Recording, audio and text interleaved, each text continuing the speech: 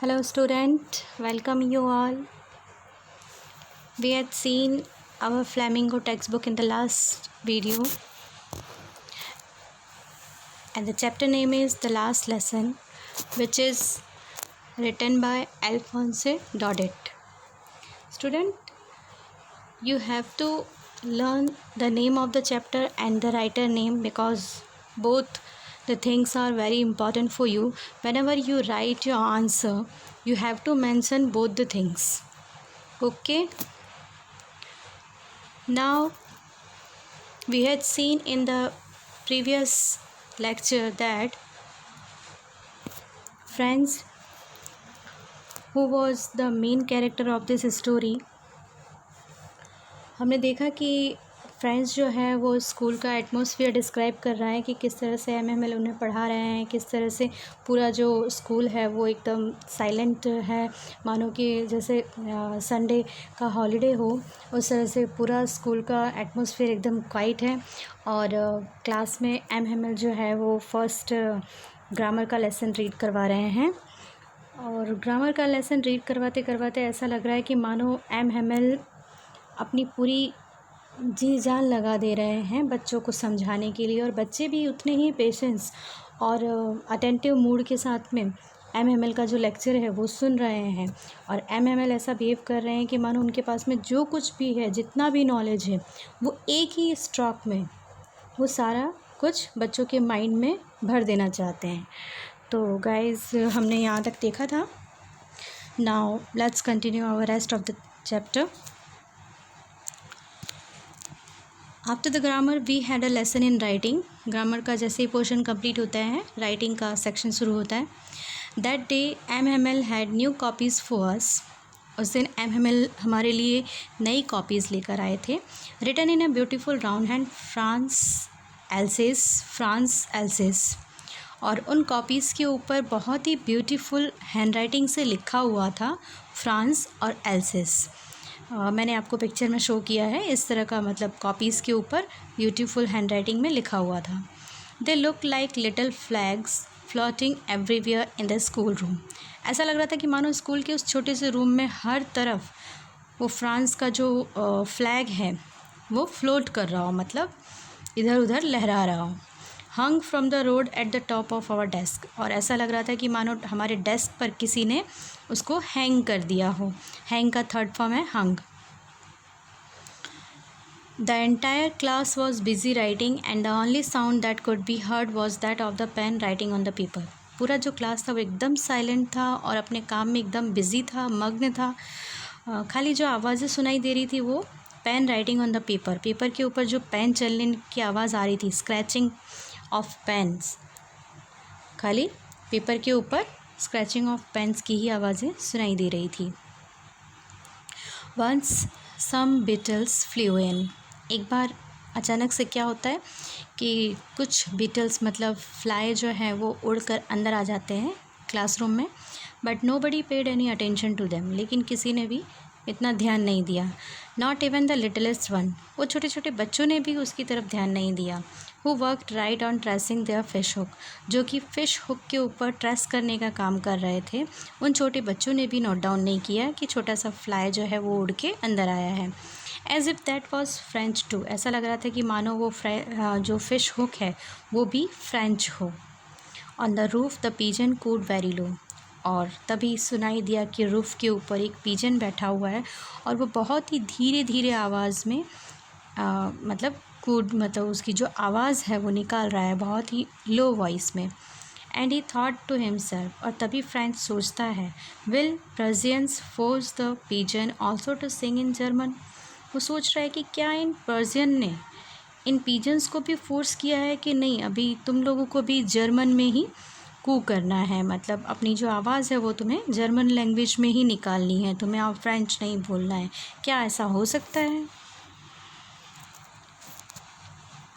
In between, Franz looked at M. Hamel sitting motionless in his chair and gazing first at one thing then at another.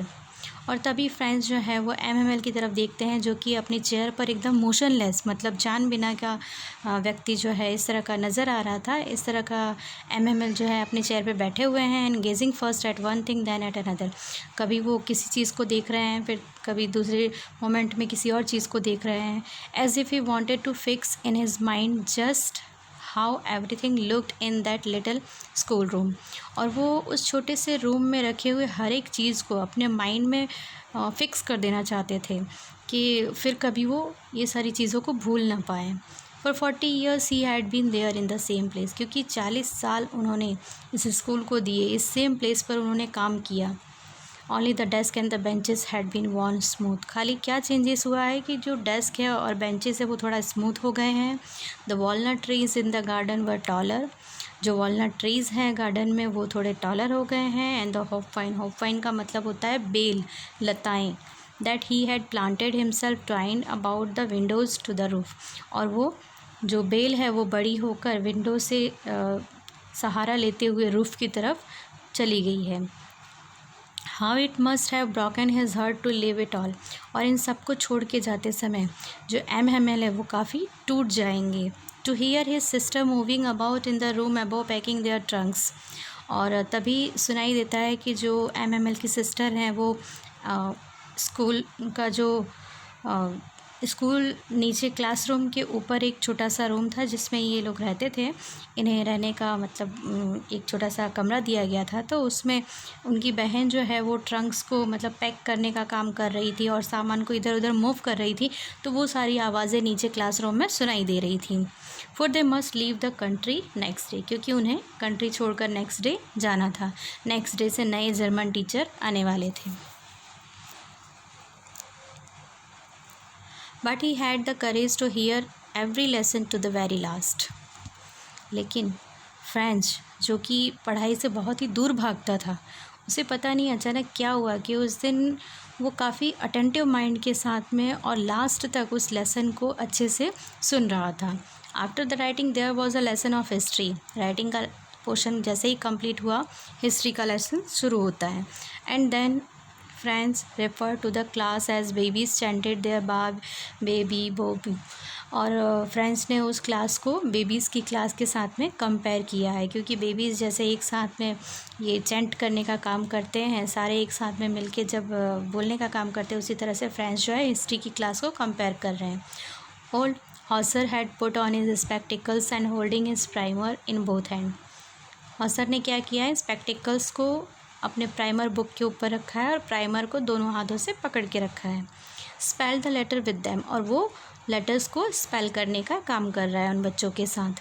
He was crying, तभी जो MML है वो रोने लगते हैं। His voice tremble with emotions, उनकी जो आवाज़ है वो लड़खड़ा जाते हैं, मतलब उनका गला भर आता है इमोशन से। And it was so funny to hear him that they all wanted to laugh and cry. और उनको इस तरह से रोते हुए देखकर काफ़ी फ़नी लग रहा है, और सारे जो क्लास में बैठे हुए व्यक्ति हैं वो भी उनको देखकर रोने लगते हैं। Friends could never forget that last lesson, और तभी फ्रेंड्स कहते हैं कि वो लास्ट लेसन मैं कभी भूल नहीं सकता हूँ। Just then the church clock struck 12, और तभी क्या होता है, बाहर चर्च का जो क्लॉक है वो 12 का एक मतलब 12 बजने का जो घंटी है वो चर्च के क्लॉक से सुनाई देती है। देन द एंजलस प्रेयर, और तभी उस चर्च में प्रेयर की भी आवाज़ आने लगती है। At the same moment the sound of the trumpet of the prescience returning from drill was heard, और तभी सुनाई देता है कि जो प्रेसियन सोल्जर्स थे जो ड्रिल कर रहे थे, मतलब मार्च कर रहे थे, प्रैक्टिस कर रहे थे, तो उनकी जो प्रैक्टिस है वो कंप्लीट होती है, और कंप्लीट होने के बाद में ट्रम्पेट की जो साउंड है वो सुनाई दे रही होती है। MML स्टूड अप, तभी वो साउंड सुनने के बाद MML जो है खड़े होते हैं, वेरी पेल, बहुत ही निस्तेज, मानो कि उनके अंदर बिल्कुल ही जान न हो। इन हिज चेयर, अपने चेयर से खड़े होते हैं। Friends never saw him look so tall, friends ऐसा कह रहे हैं कि आज से पहले मैंने कभी उनको इतना लंबा नहीं देखा। He said I but something choked him, MML कुछ कहना चाह रहे थे आई, लेकिन मानो कि किसी ने उनका गला पकड़ लिया हो, वो कुछ बोल नहीं पाए। He could not go on, वो आगे नहीं कंटिन्यू कर पाए। Then he turn to the blackboard, और तभी वो ब्लैक बोर्ड की तरफ मुड़ते हैं। Took a piece of chalk, chalk का एक टुकड़ा उठाते हैं। And bearing on with all his might, और जितना भी उनके अंदर ताकत था वो सब लगा देते हैं। He wrote as large as he could, और जितना बड़ा लिख सकते थे उतना बड़ा लिखते हैं। Vive la France means long live France, इस तरह का एक मैसेज ब्लैक बोर्ड पर लिखते हैं। Then he stop and lean his head against the wall, और उसके बाद वॉल की तरफ सहारा लेकर अपने सर को नीचे झुकाकर खड़े हो जाते हैं। एंड विदाउट अ वर्ड, और कुछ कहते नहीं हैं। He made a gesture, gesture मतलब इशारा करना, to us with his hand, अपने हाथ से हमें इशारा करते हैं। क्या इशारा करते हैं? School is dismissed, you may go, school यहाँ पर ख़त्म होता है और आप अब घर जा सकते हैं। तो स्टूडेंट, इसीलिए इस चैप्टर का नाम जो है वो लास्ट लेसन रखा गया है, क्योंकि वो फ्रांस और एल्सेक का लास्ट डे था। नेक्स्ट डे से उस जगह पर जर्मन रूल्स एंड रेगुलेशन आने वाले थे, जर्मन टीचर आने वाले थे, जर्मन लैंग्वेज सिखाने वाले थे। That is why the name of this chapter is the last lesson. I hope you understand well, and if any query is there, please contact me through our WhatsApp group. And now here are some questions which you have to write down in your notebook, because whenever we took your unit test, these questions are very important. So write it down in your notebook.